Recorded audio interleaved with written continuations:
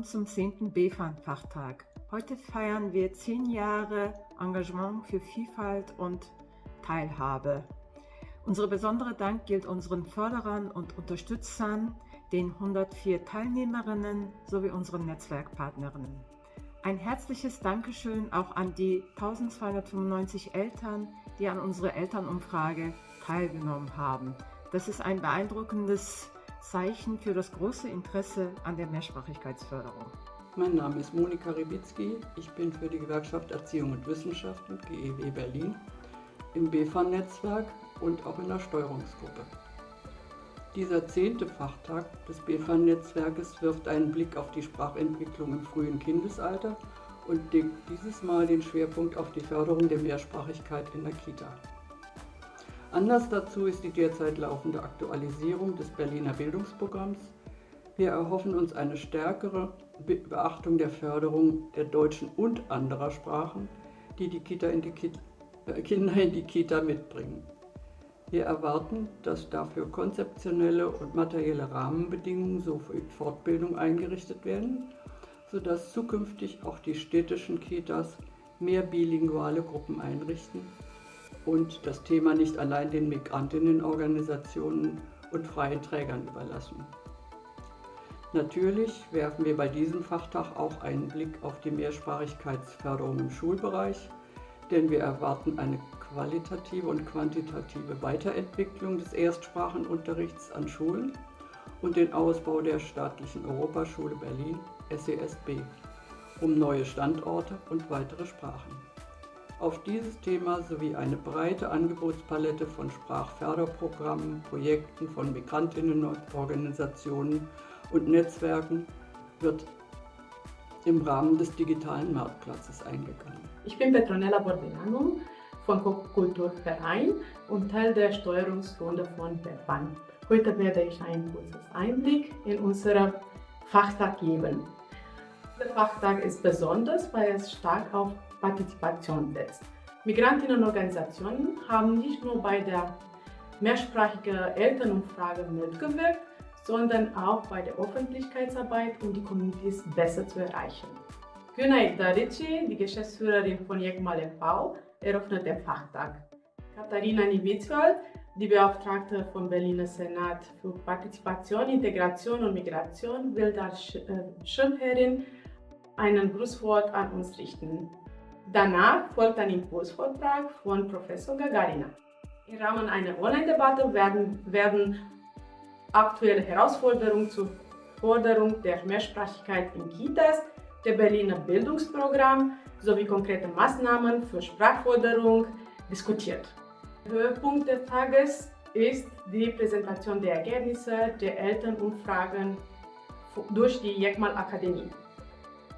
Bitte vergessen Sie nicht, an der digitalen Marktplatz teilzunehmen. Dies bietet eine Plattform zum Austausch und Diskussionen.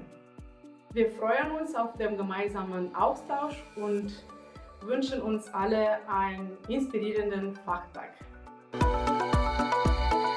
Sehr geehrte Damen und Herren, liebe Kolleginnen und Kollegen, liebe Eltern. Es ist mir eine große Freude, Sie heute im Namen von Jekmal e.V. anlässlich des Europäischen Tags der Sprachen herzlich willkommen zu heißen. Der heutige Tag ist für mich in doppelter Hinsicht besonders.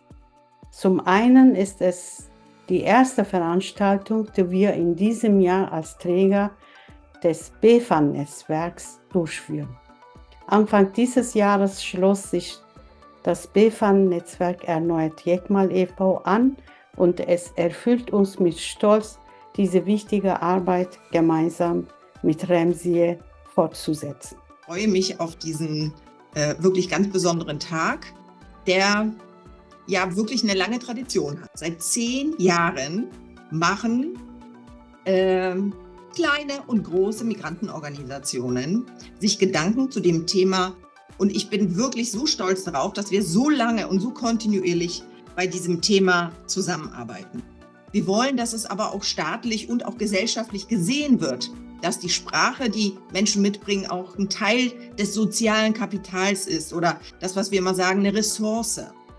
Ich möchte gerne vor allem die Rolle der Migranten-Selbstorganisation an dieser Stelle wirklich nochmal betonen, weil die ist mir ganz besonders wichtig. Aber ich glaube, dass dieser Fachtag und dieses Thema so stark von unten gepusht wird durch die Arbeit von kleinen und großen migrantischen Organisationen, ist ein ganz, ganz wichtiger Wert an sich, weil es eben zeigt, das ist ein Thema. Es ist ein echtes Thema. Es ist kein konstruiertes Thema, sondern es betrifft alle und sie wollen etwas ändern.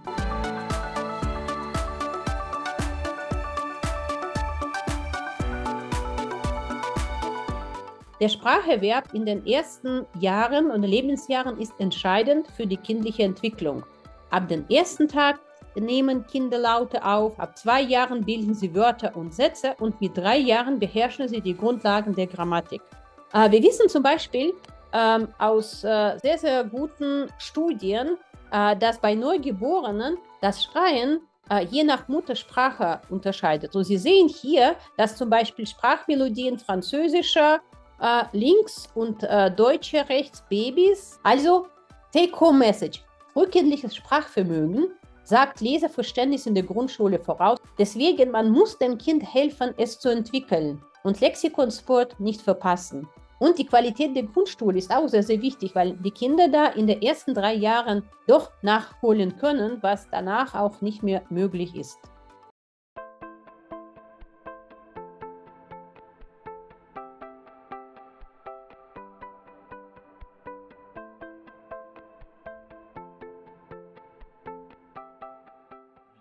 Welche zentralen Erkenntnisse können Sie aus Ihrer Forschung zur Mehrsprachigkeit in Kitas und im familiären Kontext ziehen? Wie wird denn in Ihren Modellen sichergestellt, dass die Kinder sowohl ihre Erstsprache als auch Deutsch ausreichend lernen?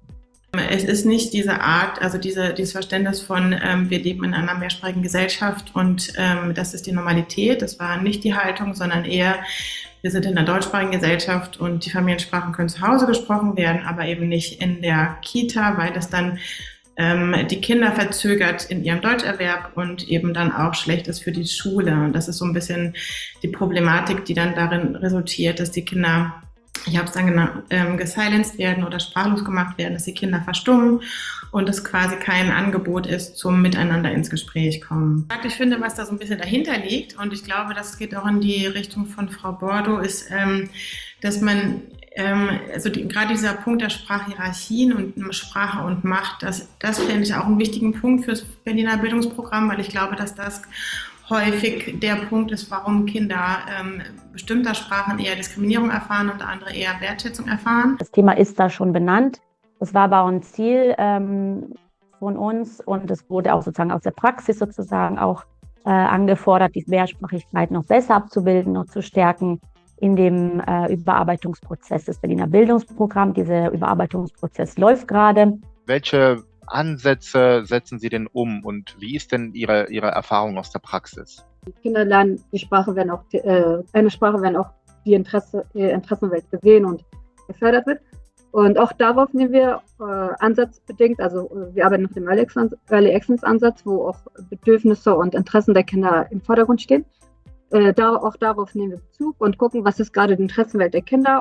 Eine bilinguale Kita fördert nicht weniger die Deutschsprache als wie eine monolinguale Kita, weil es geht ja grundsätzlich darum, dass die Kinder erstmal eine Grundlage für Sprache überhaupt aufbauen und die kommt dann noch von zu Hause aus und das kann auch in einer deutschen Kita nicht viel besser werden als in einer bilingualen Kita. Also, aber ich meine damit, ein Kind geht bei uns nicht oder in einer generellen bilingualen Kita oder mehrsprachigen Kita anders raus als in einer Kita, wo nur Deutsch gefördert wird. Welche Qualitätsstandards halten Sie denn für unerlässlich, um sicherzustellen, dass die Erziehung von mehrsprachigen Kindern in Kitas so weit inklusiv und diskriminierungsfrei erfolgt? Dankeschön für diese wunderschöne Frage, die mich in meine Tätigkeit, aber auch Haltung stärkt. Und deswegen würde ich gerne über Haltung und Werte, wurde auch schon gesagt im Berliner Bildungsprogramm, das haben wir 2014 in der aktualisierten Version, die noch weiterhin überarbeitet wird, wo auch viele Rückmeldungen und vielleicht auch kritische Rückmeldungen gab, auch so Thema Inklusion und Diversität haben wir uns angeguckt, auch das Thema Mehrsprachigkeit. Und ich möchte hier auch sehr empfehlen, Und da wäre ein Qualitätsstandard, nämlich intersektionell das immer zu betrachten. Ich habe heute persönlich gelernt, dass Muttersprachen so wirksam sind, dass sich das Schreien der Babys je nach gehörter Muttersprache unterscheidet. Und wie wichtig die frühesten Spracherwerbe sind, egal in welcher Sprache. Ich werde jetzt auch in den Bibliotheken nochmal überlegen, ob wir nicht auch in der frühkindlicheren Bildung nochmal Angebote für Eltern machen zum Thema, wie lese ich vor, wie erzähle ich Geschichten.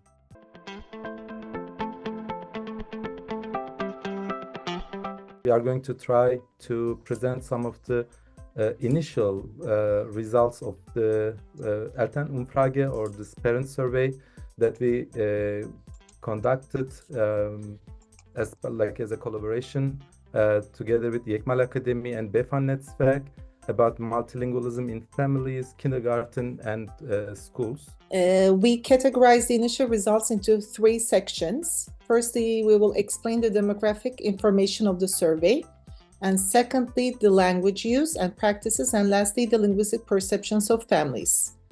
First, we would like to share the demographic information. This first slide gives the education level of the students, the Bildungsstufe. The data show a stronger focus on younger age students and families. Kita and primary school students are around 75%. So more than 2/3 of the participants have children either in Kita or primary school.